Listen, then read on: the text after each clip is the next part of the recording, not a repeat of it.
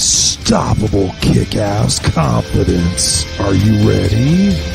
Welcome to the Raw and Unscripted show with Christopher Rausch, where we help you overcome your self-created crap without the self-help fluffy bullshit. Now please welcome our host, Christopher Rausch.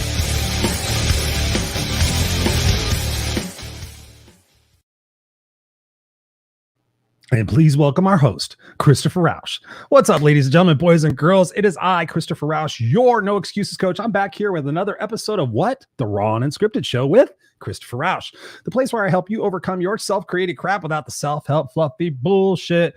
And I'm excited. We are here tonight once again live. So if you guys are listening to this on the podcast, wherever podcasts are available, of course, this is actually a video cast. So if you'd ever want to check out the video cast, you're listening to this on the podcast, you can actually go into the podcast notes and you will see a link to YouTube where you can see my bright, beautiful face as well as my guest if I have one on the show. And you can actually watch this along and you can see the comments that are happening here live as we're doing the show. And it's something that I love to do. I love to do the show live. When I came up with the name Raw and Unscripted, it was something very, very intentional that I wanted to bring you guys raw and unscripted. We see so many podcasts and we see so many shows and we see so many things in life that make us feel like everything is scripted and everything has to be perfect and everything just has to flow and you have to ask the perfect questions and all these different things. God's honest truth, I don't want to be perfect. And I spent a lot of my life trying to be perfect for everybody else. And so now I bring you Raw and Unscripted. I bring you the No Excuses coach because I want you guys out there in viewership land and listenership land. I want you to fly your freak flag. I want you to be who you are whenever nobody else is watching. I want you to be there and just be naturally yourself because the world is full of fake people. And now more than ever, we need to stand up and rise and just be who we are, be the Misfits for Life, be a part of the Misfits for Life community. And I want to tell you guys a little story here as we get ready for tonight's broadcast. We get ready for tonight's guest.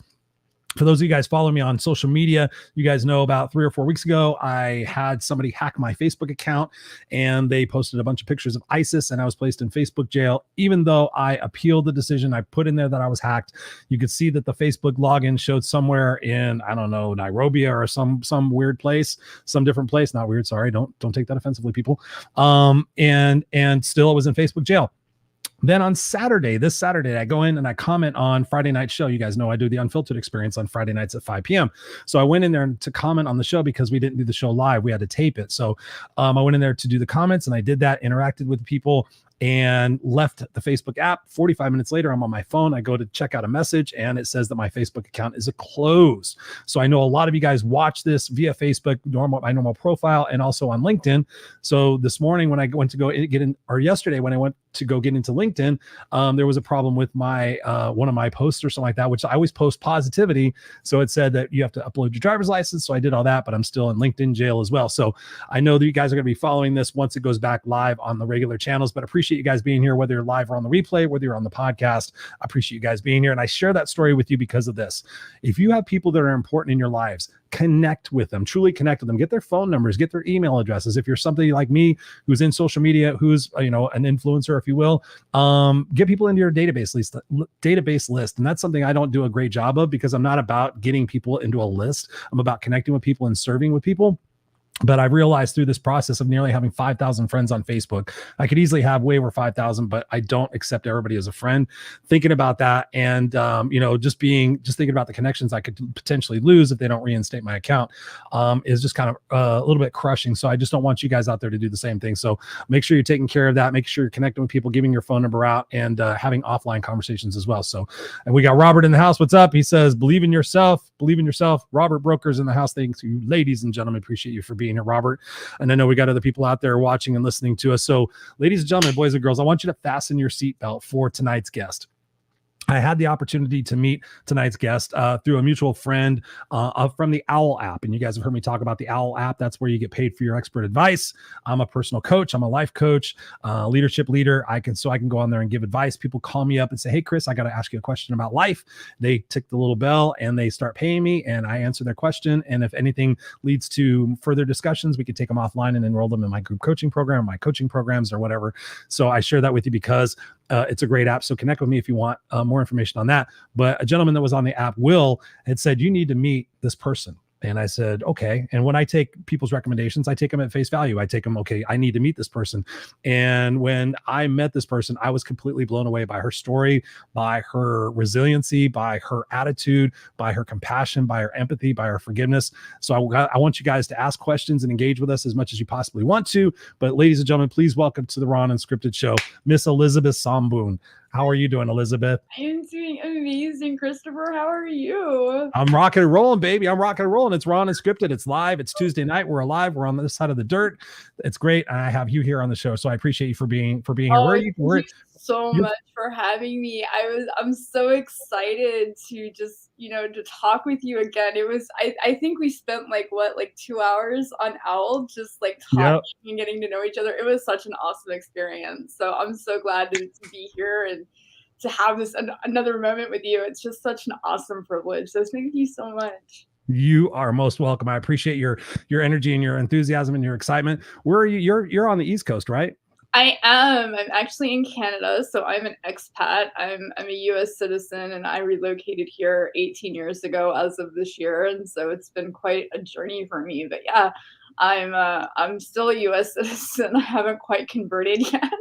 Yeah. But no, it's been a journey. It's awesome. So yeah, it's Eastern Standard Time for me. Yep. Okay, so it's not too bad because I know there's parts of Canada where it's 4 hours ahead. Yeah, no, it's not quite that bad. So you're 10 o'clock at night, so you're not too bad. Fine. I'm a night owl anyway. It's all okay. Perfect. Well, I appreciate you being here, and just to get us kind of started off, when you told me your story, I literally in the back of my brain was thinking, okay, this has got to be this has got to be a movie. This has got to be a book. This is unbelievable. This is incredible. So in your own words, please share with the audience a bit of your story, and then we'll kind of dive in from there, because I know that people are going to be excited to learn about not only what your story is and was, but more importantly, where you're at today. So we're definitely going to be diving into that, but just please share a little bit of your story and a little bit about the formation of Elizabeth. I'll give you guys the Cliff Notes version because it's kind of long, but so I was born out of incest and rape. My mother's uncle, so my great uncle, had raped her, which then produced me. And then she had already dropped out of school at this point, and when all of this had happened, and so she was during my conception, my aunt was murdered. And so my mom was going steady with my deceased aunt's fiance who was murdered at 16. So my original birth certificate actually has his last name on it, even though there was absolutely no biological connection whatsoever to this person. He was like, oh yeah, I'm just gonna replace you because your sister is gone. And so, small town Henrietta. So this is kind of what happened. Well, I don't know exactly when she met John, but I guess probably when I was 2.5. She had met this guy, and I really didn't like him, and she had kind of forced me to attach. And I was sitting on the bed, and I was like, I don't like this guy. And she's like, well, Mary, at 2.5, you knew this? Yeah, I was like, wow. I don't like him. And she was like, well, you have to like him. He's providing for us. I need the money. We're going to be completely broke without him. And I was like, are you really sure? I'm debating this with her. I was super smart. And I was like, are you really sure? I have to do this. And she said, yes. So I kind of sat on the bed. I was like, all right. So I skipped off on my bare feet, and he was watching TV at the time. And I had reached my arm over like this. And in the middle of a commercial, he ended up burning the underside of my arm with a cigarette, and had laid it there for a few minutes. My mom took me to the emergency room in Henrietta. The doctor there was like, Linda, this isn't an accident. She has a 3rd-degree burn. But because I delivered her, you, and your mom, I'm not going to report it. So he's like, I should be calling the police now, but because I know your family intimately, I'm just going to send you back. Well, the guy, he took it as, oh, well, I can kind of pretty much do whatever I want with her, and I don't have I don't have consequences. Oh, wow. So then what happened was, I think a couple of weeks later, sun was going down. It was around sunset. And my mom had told me, I disobeyed. I'm kind of a rebel. And she had told me to stay in the room. And I was curious because it was summertime. And I was like, yeah, I don't need it. No, why? Why am I going to obey, right? So I skipped out in my lace nightgown and I had come into my room. So I was sleeping in my mom's room and I had come into my room and a whole bunch of people were exchanging money. And I got curious and I was like, oh, money. Oh, I want money. So I gingerly like asked them and I was like, hey guys, like I want some of that too. And he was like, well, you will if you do X, Y, and Z. So And how old were you at this point? How old were you? 3. I was 3 when this happened. Wow. So then what happened was, On so many levels. I was curious because I was curious and because, you know, I was like, oh, you know, money for whatever reason. They ended up hog tying me and gagging me and ended up raping me. And I was being sold at that point. I was sold for a year. And everyone in Henrietta knew about it. People had, there was some blood in carpeting and I was stamping my feet and I was really, really mad because I couldn't find my blood anywhere. Like my blood had disappeared and I was just really curious because I knew that like before it was there and now it was gone. And so I was demanding the big people that were around me in this massive circle. And I was like, mommy, where's my blood? Where's my blood? Where is my blood? Like, I'm trying to like show her, like, I'm trying to like figure out like what happened to my blood because like it had vanished or whatever. And he was pulling out carpet from this closet. And I was like, no, my blood was there and it's not there anymore. And I was very confused by this. And who are you talking to? Just adults. Okay. Adults. I was just talking to adults. There was like a couple of adults in the house and I was just talking to adults and I was trying to figure out where my blood had gone. So somebody small town. So somebody had gone to my grandmother's house and they're like, we know that she's being trafficked. She's wearing pads. She's bleeding profusely. She's complaining of stomach aches. Now she's like wondering where her blood is on carpet. And we need to do something. So somebody had reported me to the Child Protective Services of Henrietta. My mom freaked out. So she had to make a court appearance with us. And if she didn't make the court appearance, we were going to be immediately removed from the house. So what happened is there was a massive fight between her and this guy. I got mad because he was getting abusive to my mom and I bit him to the point that I drew blood. Wow. My mom told me the story. She's like, I don't know how the heck, like, I don't know, like, she's like, I had a suspicion that he was molesting you, but like, that's as far as that she knew. And I ended up biting him really hard. And like, he had like a scar and stuff. Like there was like blood coming out of my mouth and a whole bunch of other stuff. So we ended up moving to her uncle's house, a different uncle. And he ended up, so it was him, my Aunt Luann, and my cousin Darla, which was her cousin.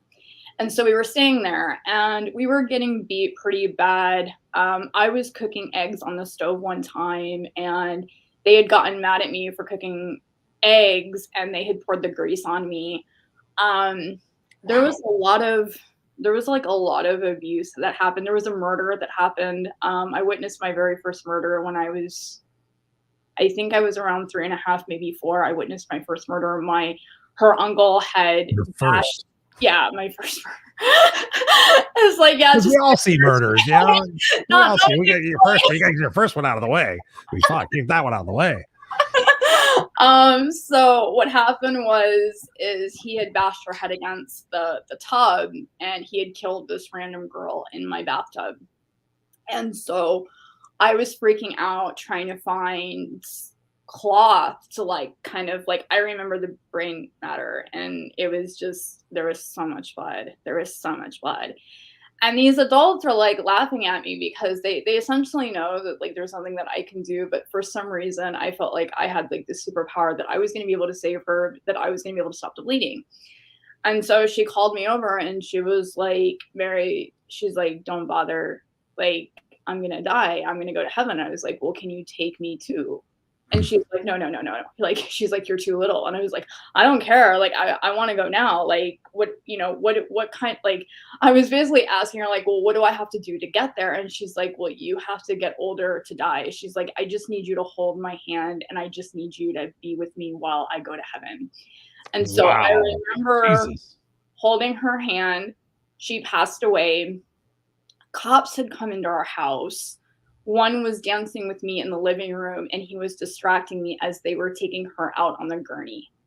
And I remember the gurney because it's not like the gurneys that we have now. It was like one of those that you actually had to press to like elevate or to lower. It had like the metal frame and stuff. Mm-hmm. And then there was like this really weird, it wasn't a plastic bag, but it looked to me like it was plastic. It was black though.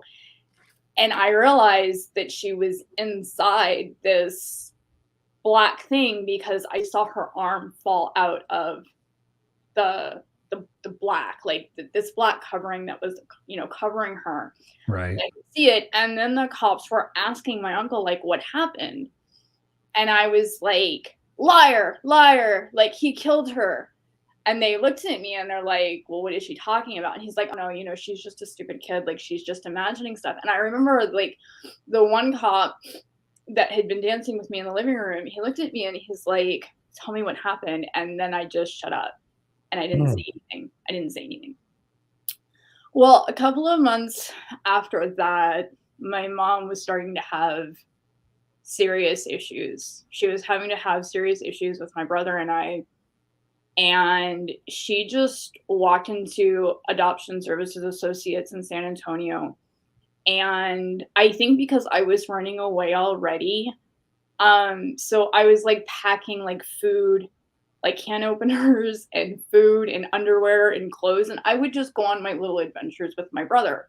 Well, this one time I had gone so far that I ended up past Southwest Military Drive in San Antonio, and I had actually gotten onto a major highway. And a truck driver had seen me walking, and he was like, well, what's your name? I didn't know. He's like, well, what's your mom's name? I didn't know. What's your address? I didn't know. And so he kind of, I guess, knowing that like these were like the only houses there, because this part of the town in that time frame hadn't been completely built up yet.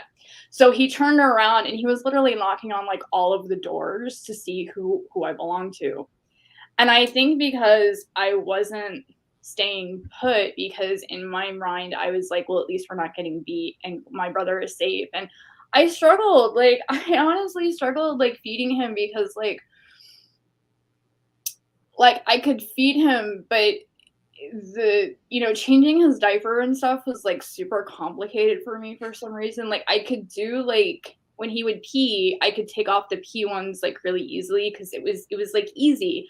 But for some reason, like I couldn't manage to get the ones that like were, when he had like a bowel movement, I couldn't get it off like cleanly, and I would get like poop everywhere, and like they would beat me for it because I wasn't doing a good enough job. And how old were you during this time? Or like I don't know, like I couldn't figure it out. I could figure out how to change the pee ones, and I could figure out like where the tabs were and stuff, but I didn't know, like I couldn't do like a poopy one like perfectly, and so I would get beat for that. And then when he would complain that he was hungry, I would get the bottles from the cupboard. I would put, and the jug I remember was like super heavy for me, and I would try to like put the milk inside the bottle, but I couldn't. So I was like, well, this isn't going to work. So then I would put the bottle on the floor and then try to put the milk inside the bottle, and it would just like, make a mess. And so then I would get beat for that. So my plan was, if I just ran away, he would be safe, I would be safe, the adults wouldn't be, yelling at me all of the time. So around, I guess it was like May, my mom was sitting with me on the steps, and she's like, you're going to a new family, but I didn't understand like what was going on. And so the lawyer, Linda Zuflat, had put us into her car, and then all of a sudden now I'm in a hotel and I'm eating brownies. It was really good, succulent brownies with like hot fudge sun. Oh my gosh, it was the best thing. It was like, I just remember because I had never tasted something so good in my entire life. But the Wow. problem was because I was being so starved, I couldn't keep anything in my system. So I was throwing up, not because I was necessarily bulimic, but I was throwing up because I was starved and my stomach just could not handle food. So this family is like freaking out. They're like, why is she throwing up ice cream? Like, what's wrong with her? And like, I wasn't keeping like meals down, but they ended up adopting me. They ended up adopting my brother. They flew us from Henry, Oklahoma. And then we got to fly into the Big Apple. And like, we're like seeing all of these lights and bridges and toll booths. It was like, wow, this is so cool. And because of my nerves, she was freaking out because then I ended up throwing up on the plane. And so she was not too keen about that. And then, I witnessed another death after we had gotten adopted, because 2 days after we got adopted, his mom that was living in the house had ended up passing away. So then I experienced another death. Wow. So there was this kind of this combination thing and going in my mind that I just caused people to die. Like I felt like my presence like brought death. But you were going to ask me something, so go ahead. No. I'm listening right now. I got a bunch of questions to ask you, but I'm just letting you share your story right now, because even Robert's sitting here saying, goes, just a little freaked out listening. So I warned you guys. So yeah, let's keep telling the story, and then we're gonna get to where you're at today. Yeah. So what happened is I had bulimia, and the way that they fixed my bulimia was they didn't know really what was causing it. So they forced me to eat my own vomit to make it stop, and that worked. You know, my dad was a Vietnam vet, so you know, he was like, well, you know what, this is probably what we do in a POW camp, and so he's like, just force her to eat her own vomit and it'll make her stop. I stopped. Wow, Jiminy Christmas, that's not so that was extreme. I remember that. And then it was just, I don't know, it was just I was just unattached. I was just an unattached kid, and it didn't matter like what they did or didn't do. I just couldn't attach. Like I just was not bonding. My brother was bonding because he had that opportunity to bond with me. And then of course, stupid childish me, I'm like mad at my brother for bonding to my mom.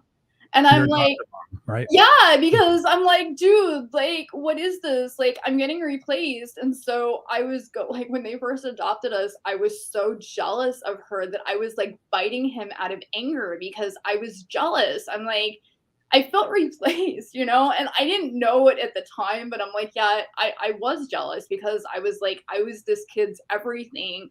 And now these other big people, you know, who think that they know everything are, you know, taking my space, and they're taking my brother and they're hogging him, and I didn't like that. I was very protective of him, and I was mad at him, like the poor little gaffer man. I was just like taking like chunks of skin off, and they're like, oh my gosh, like she's like violent. I had no table manners. I was just like right off, like, you know, you see these movies of kids, and so they had, you know, they sent me to some psychologists and stuff, but I was smart. I knew that they wanted me to talk about me being trafficked, but because my trafficker had threatened my family and my brother and myself, I'm like, no, you're not going to get this information out of me. Like, I mean, they were prying it out, but I think if they had put me under hypnosis, I think the huge secret would have been out.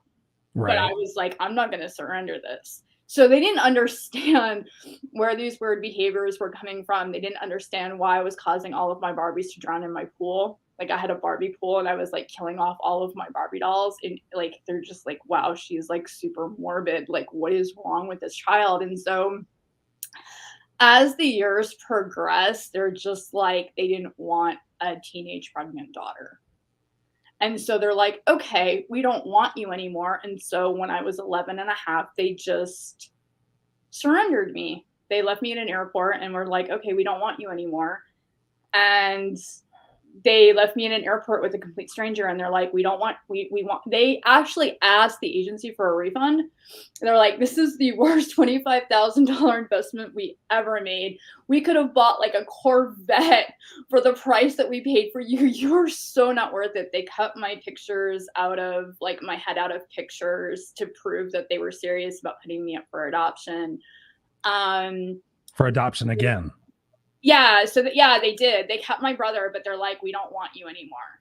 But they surrendered you in an airport? Yeah, they left me at the Charlotte airport. Was there an adoption agency there? Or yeah, there was an adoption agency person there, but it was basically like my dad checked me in, and he kind of said a quick hello to the lady that was standing there and hugged me goodbye and left me there. And I didn't know what to do because, like, I didn't want to cause a scene. Like, I wanted to go after him and say no, but I didn't want to make it difficult for the lady that had been picking me up because I thought that was going to be too traumatizing for her. So I just sort of stayed in this, like, status state of being completely numb because I didn't know what to do, right? So it was funny, though, because the first day that they adopted me, I ate ice cream. And then that day I had begged her to get me ice cream for breakfast. Like, for some reason, I was just craving ice cream. And so I ended up getting ice cream at the airport. I remember that. So then I was in a group home. So you're 11 years old. You're being adopted again. So the adoption agency has got you, or your new parents have you? No, I go to a group home. So I'm in a holding space. Okay. So 11 years old. So I'm 11 years old. I go to a group home, and I realize that I'm the only virgin in the entire group home. Like, everybody else has had sex. I didn't know what sex was. Everybody was, like, experimenting with other people. I had gotten sexually assaulted in the group home by another girl who was much older than me. And so this was, like, quite normal. Like, I learned how to commit suicide properly. I learned what semen was. I learned where babies came from. I learned what an erection was. Like, I just learned it all at 11 and a half. And it was like, I was very knowledgeable about how to run away. I knew how to hotwire a car. I could get away from the cops. Like, this was like adult schooling. Like, this is what I learned. And it was quite the experience. And it was just, But I have to ask you a question. So being trafficked and being smart at 4 years old, how did you not know what sex was? Because I had blocked it. Oh, okay. I had just completely blocked it from my memory. Like, there were things that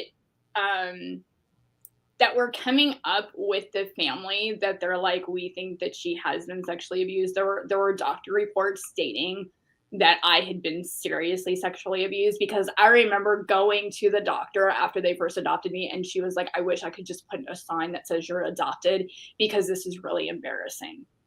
Like, I remember that. And I didn't know what it entailed, but I knew it had something to do with my body. And I knew that it had something to do with something that they had found on me. And I just knew that for some reason, every time she took me to a doctor, she didn't like it because it made her look bad as a mom. So there were signs. From the group home. Yeah. So, and even like in my first family, like, that had happened. So then I'm in this group home, and I was angry with my agency because I was very keenly aware of how much I cost a family with psychiatric bills, food-wise, clothing-wise. Like, I knew that kids were extremely expensive. And I knew that I was probably more expensive than most kids, because I had, like, all of these things, and, like, I was on Ritalin that costed a lot of money. And so I knew that my upkeep was, like, astronomically high for an average child. So my agency, so there was a family that was sponsoring me, but I made it very, very, very clear to the agency that I did not want this family to adopt me, because they were not financially secure enough to have a child that had astronomical needs like mine. And I was mad at my caseworker, and I was like, no, you are not going to put me with this family because they cannot afford me. If they cannot afford the $10,500 adoption fee, they are not going to be able to afford my $150,000 psychiatric bills that are going to come at the end of the year. I said, please do not do this to me. And she was like, she was stunned. I mean, she was like, you're not supposed to be thinking about this. Like, you're 11 and a half. And I was like, right. But I know better. So don't do this to me. I'm like, they can't afford another room. Like, it's just, this is not going to work out. Well, it came down to finances. And I knew that it was going to come down to finances. So what they had said was they had waived the $10,000 adoption fee. And I was mad about that because my first family paid $25,000 for me. My second family, like, got me for free. So I knew that my worth level was shifting. Like, I wasn't worth as much as a baby. And so therefore I wasn't as valuable. And therefore I wasn't very much on demand for somebody to want a kid like me. So I was freaking out. So out of all of this, what was the breaking point? Because you're 11 and we got another 25 minutes. So I'm thinking, like, we got to rush the story a little bit. Okay. So what was like the biggest thing out of your first 18 years? I mean, talk to us about the next, 6 or 7 years. What happened? All right. Next? So my parents were in a cult. We go down to Brazil. I watch a whole bunch of kids that are dying because of bad water. We come back. They kick me out for wanting to go to normal school. They try to get me into prostitution and just leave me on the streets of San Antonio. I get married at 19. They kidnap my first 2 children. I then moved to Canada and I feel like I'm kind of free, but I'm like not free. And then halfway through a very good marriage, I found out that I had been sexually trafficked, and this is why I wasn't able to attach. And this is why I ended up losing my second family. So then I was grieving from that, but I was able to maintain everything because I was a really good mom. But then when my son started school, I had all of this time to think. And so then I was suicidal for 4 years straight. And so I had to figure it out. Well, I figured it out. I decided that there had to be, like, there's no how-to guide for dummies on how to survive being sexually trafficked at 3. There's no guide for that. You can't find that, gorgeous yellow book with the funny looking guy on it. Like, right. How to survive this. So my family had connections with Holocaust survivors throughout my childhood. And I was like, aha, there's keys in here. So for 6 months after I went through severe psychiatric help, I went through PTSD rehab. I realized that, none of this was my fault, that I was just a complete, victim of circumstance, and that I had to learn how to attach and get all of these keys. I spent 7.5 months watching Holocaust survivor stories on YouTube. Wow. And that's not entertaining. I dug and dug and dug and dug. I watched autobiographies. I watched all of their interviews. I did this for 7 months. And I was like, I was taking notes, I was writing, and then I realized I can transcend it all. And I was like, all I have to do is forgive and realize that there's a purpose for my existence. And then I was free. And then I was like, okay, I want to become a life coach. So I put myself through college and did a life coaching course, and here I am. Okay. Look at Robert. Robert's never said his mouth is hanging open. Yes, he had like, damn, blah blah blah. I think this might be Will. Will says here, Elizabeth has taken her traumas and turned them into massive triumphs. She is an incredible person. I'm guessing that is Will. That's Will. Thank you for being here, Will. Yes. I'm. This is what I was telling you, Robert. When I met her and I heard all this, I was just like, what? Okay, so you mentioned empathy and forgiveness. Yes. So I'm thinking, I'm still processing everything you just said. And the thought of empathy and forgiveness does not really come into my brain at this point in time. I know it does, but talk to us about that. How did you go back?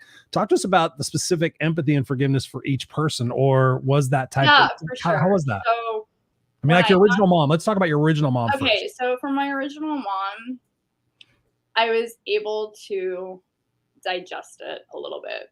Because I was what is digesting? What is it? Because people are going to be wondering this shit. They're like, okay, how did she do this? How did she do this? It was like, I was conceived out of rape, which meant that my production brought her pain. And maybe the reason that she wasn't able to give me complete protection and complete love is because I murdered her childhood. And I was like, okay, that makes sense. I can forgive that because my existence crucified things that she wanted in life. And I can't really blame her for that because maybe that's just what kids do sometimes is they crucify dreams. So I was able to compartmentalize that. So then when it came to do you have a relationship with her now? I don't. Okay. Something really tragic happened, and I'll give you kind of the brief details. So when I was 18, I had gone back to live with her.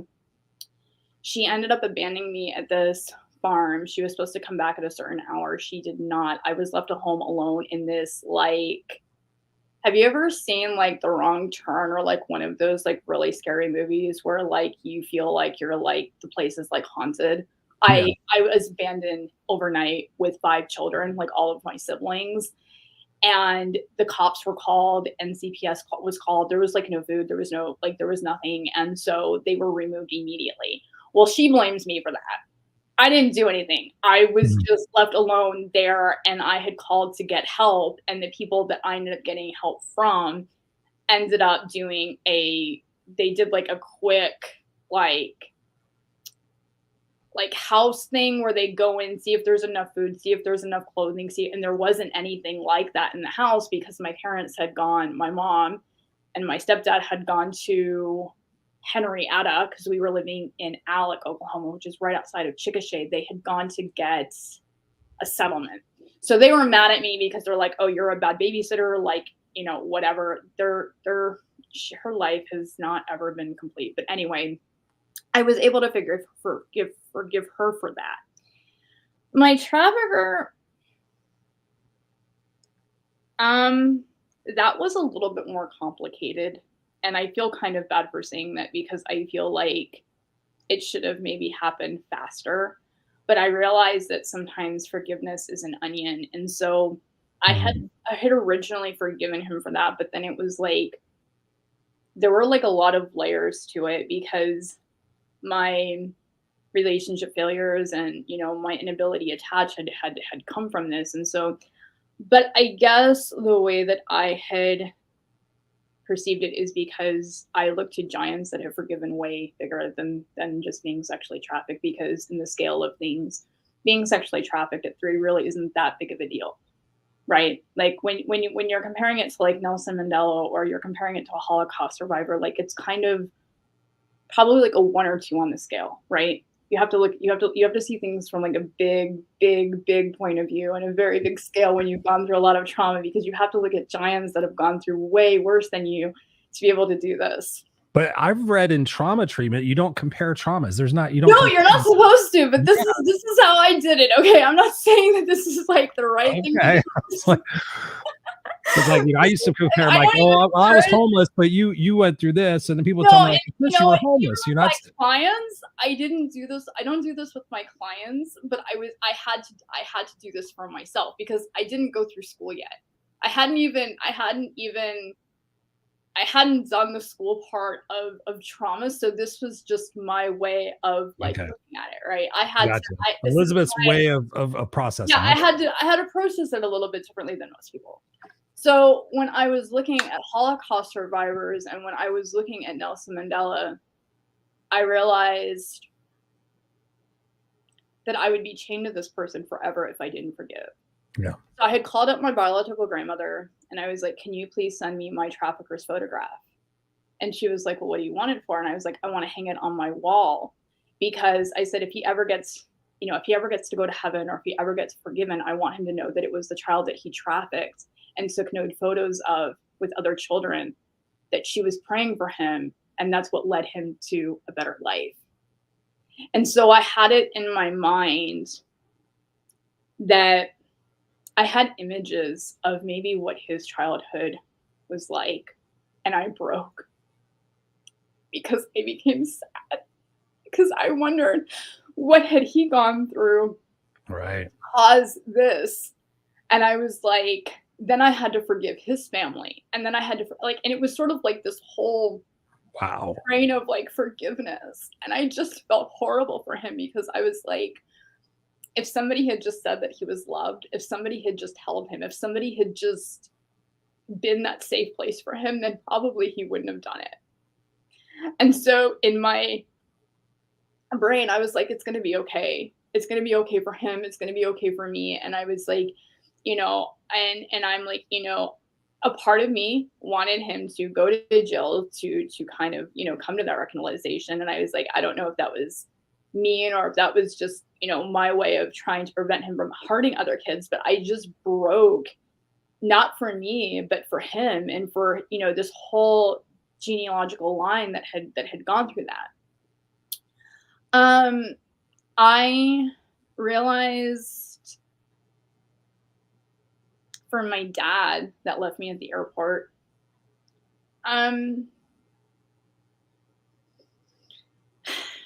well, as a kid, when you're married, it's sort of like I realized that he probably had to choose sex over parenthood.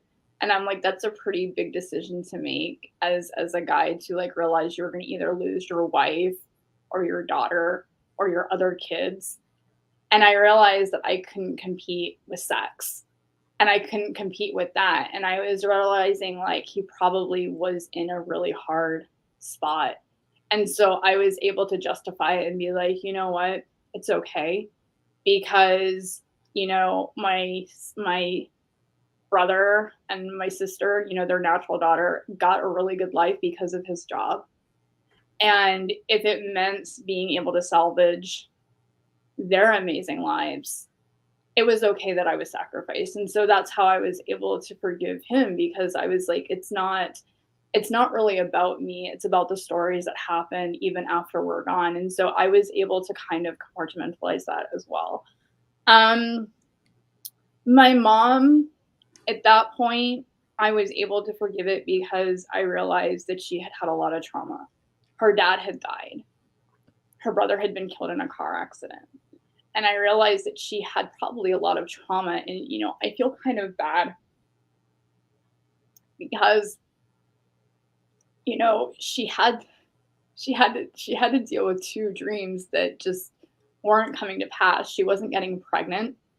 And then she adopted me thinking like, wow, this girl is going to be so appreciative of the fact that I got her out of the throes of poverty and all of this kind of other stuff. And I feel like part of her had to have died that day as well. And then I felt bad because I realized that she was going to be going through treatments and trauma therapy and her own journey of pain. And then I felt bad because I was like, this isn't what she signed up for either. So then have I you was ever reconnected with her? Do you have a relationship with her now? I wrote her a letter. And I told her that, I told her that I forgave her. I told her everything that happened. I told her why I wasn't able to attach. And I said, I just really hope that you have a very good life. And so, my parents, that's complicated. I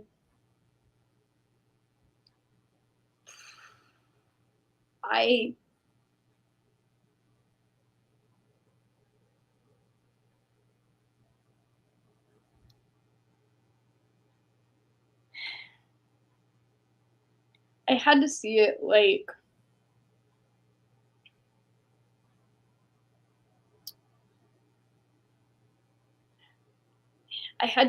the fact that we want kids for selfish reasons. We want kids because we want the journey with them. But in reality, they're really an entity apart from us. Their stories are sometimes apart from us. And I realized that even though my parents had kidnapped them, I realized the fact that they were wanted, the fact that they were conceived in love, the fact that they were conceived in a marriage, the fact that, they had this beautiful story that nobody could really take that away from me. And so there was solace in that. And when I compared it to eternity, I was like, okay, God, so they get like different parents and they get like these other amazing stories without me. And somehow that was okay. And As much as I was really angry with my parents because they were doing this like kind of like this push and pull, and they were using them as objects to get me to do what they wanted. That was really painful because I was like, can you just love me just because I'm existing? And they couldn't ever do that for me. Mhm. But I realized that my parents also had trauma. You know, my mom, like, she had a really horrible dad that had like a massive gambling addiction. And my dad grew up with a really abusive alcoholic father, and he really slid down into alcohol, more so in his life than with my other aunt and uncle. And so I realized that they had this really tremendous thing. And I realized that in their own way, they tried to love me, but just couldn't. And I realized that my identity isn't attached to anybody. And I think I became a lot freer when I realized that we're really not as attached to titles and jobs and people as we think that we are. But once we anchor ourselves into joy and into forgiveness and into life, you know, we bloom anyway, regardless of what's happened, right? Mhm. And so I really just had to surrender it and be like, okay, you know what, if this is your plan, you know, if this was the destiny that it was always supposed to be, I'm okay with that. And I'm not going to say that it was an easy thing to just let go. Like, it took me a lot of time and it took a lot of effort on my part. But I think that I just become, I don't know. I think my compassion overran my need for justice. Mm. So when you, and thank you for sharing this, Elizabeth. I mean, everybody's mind's blown right now. My mind's blown. What, aside from empathy and forgiveness, when you think about your life now, number one, what brings you joy now? And what are some of the other lessons that you have learned through your life that you want people to especially know who are watching this and listening to this right now? We know that as of this taping right now, we've been going through COVID for 2 years. We got the Ukrainian war. We've got climate troubles. We got all sorts of it. We got Haiti, Cuba, name the place. Something's going on with it. People are struggling right now to remain hopeful and to find joy in things. So please tell us what you brings you joy and what are some of the other lessons that you learned. Well, I'm pretty simplistic. Um, I I still get excited going to the dollar store and getting pens because it's just the experience, and I realize that you have to appreciate the experience. Maybe not so much the object of what you're getting, but you have to appreciate the experience. That we take the actual experience for granted, Right. right? And so I am very, very much a part of experiencing life The and not moments. the moments and Yeah. not so much the objects. But I appreciate the moments in life where I know that I am worthy to love, worthy to receive love, and worthy to give love. Yes. Right? Yes. And so that's how I've been able to thrive. It's why I was able to do surrogacy. It's why I've just, I just really love people, right? And I think that, you know, um, there's nothing in life that defines you except how you think of the experience or how you think things should be or determined, right? And knowing that we each have keys. I have keys. Christopher, you have keys. You know, all of my dear beloved friends, they each have keys. And so we have to come together and say, okay, what keys can we bring to the table and share those keys? Because knowledge isn't supposed to be hoarded, it's supposed to be given. Wisdom is supposed to be given. Mm-hmm. Be flowers that you plant along the path so people have, kind of a track to walk towards, you know, and appreciate. I remember when my son was born and, I just heard him cry and it was like, wow, like just to hear a child crying again in my house was just the biggest blessing for me. And I was like, yeah, you can keep crying. Like, it's fine. Like, I was just enraptured with him. And, for 17 years, he had no idea what I had gone through. I kept it from him. He thought that I was just a normal mom that just went through a divorce. He had no idea what I went through, because when I would tell him stories of my childhood, I would only tell him good things. And I made it seem like it was just one family. Wow. And I did, and he's like, Mom, I had no idea. And he's like, why didn't you tell me? And I was like, because it wasn't your burden to carry yet. Wow. I'm giving you these keys now because I want you to understand why I tell you to respect girls, why I tell you to, be patient with sex and be patient with relationships. It's not because I'm being a mom. It's because I'm trying to save you a heartache of pain and rushing growing up, because you're going to get there. But enjoy youth, And he's like, wow. He's like, you're really heroic. And I'm like, no, kid, I'm not heroic. I'm just your mom. Like, you're just seeing me that way. It's like, I don't know. It's kind of like weird and bizarre for him to say that, but take those moments, and, when the war is over, when the pandemic's over, they're horrible things, but understand that you can still have good experiences in those moments. And when everything is over, think about what you learned and pass it on, because there's probably going to be another pandemic. There's probably going to be another war. There's probably going to be, but what did Holocaust survivors do? They bravely spoke to Steven Spielberg and said, this is our story. And it's very interesting, because when you look at the interviews, I spent 7 months doing this, and they don't necessarily give you the keys right up front. You really have to pay attention to the keys that they're giving. Got to look through the weeds. Yeah. Yes, they're in the weeds, but if you pay attention, and if you're brave enough to sit through enough of them, you can get it. But it's all about family. It's all about the experiences. It's all about working. It's all about purpose. It's all about seeing the bigger picture. It's all about thankfulness. It's all about joy. It's all about those simple moments of just making a Passover meal, because for so long they didn't have that opportunity. It's about the smallest tiny things that give us joy. I think about Anne Frank, and in her diary, she quoted, I still believe that people are still good at heart.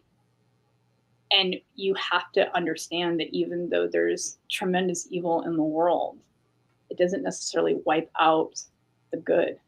People are still capable of good.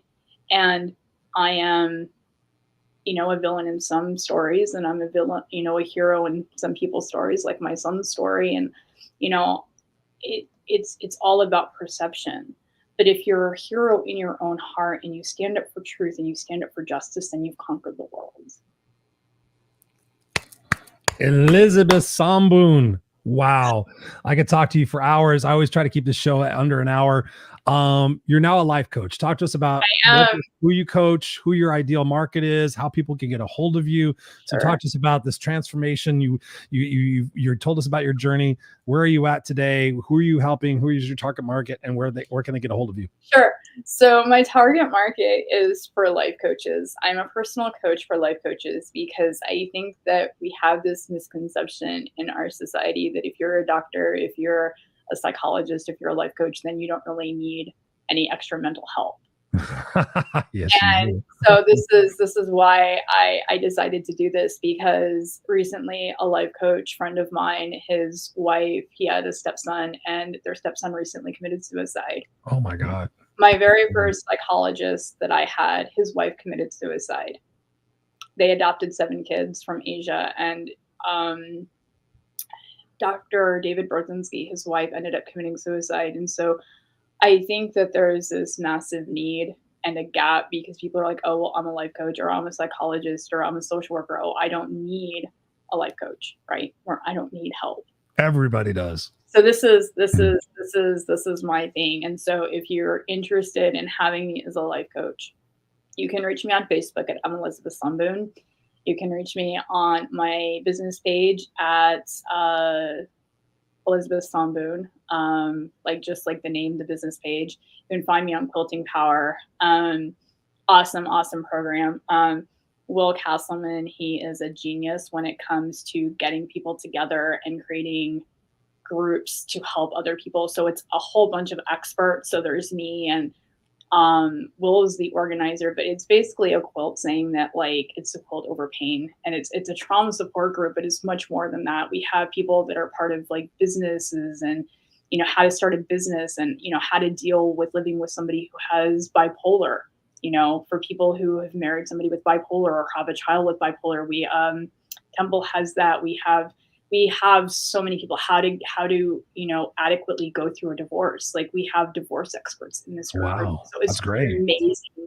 It's a powerhouse of a group of women that were organized by Will Castleman. And so if you guys have not connected with Will, I highly suggest you do that. He is a godsend. He is a hero. He is a champion. He is a brilliant mind and a brilliant soul, and his connections are just out of this world. So I do that as well. You can email me at eslifecoach@yahoo.com. It's super easy. And so, that's, I am actually taking on clients right now for the first time in a while. So if people are interested, I would really like to connect with them and change their lives as much as my life has been changed. Elizabeth, wow. We got Robert sitting here saying, he goes, this is where my path is leading. Yes. And lots of different emoticons. We got the praying hands. We got 100%. We got fire. We got Fox, I think. We got cool sunglasses. Yes, he says that every moment matters greatly is accepted. Yes, I mean, it is truly all about the moments. And to your point, Elizabeth, one of the biggest awakenings I had when you were talking about, thinking about,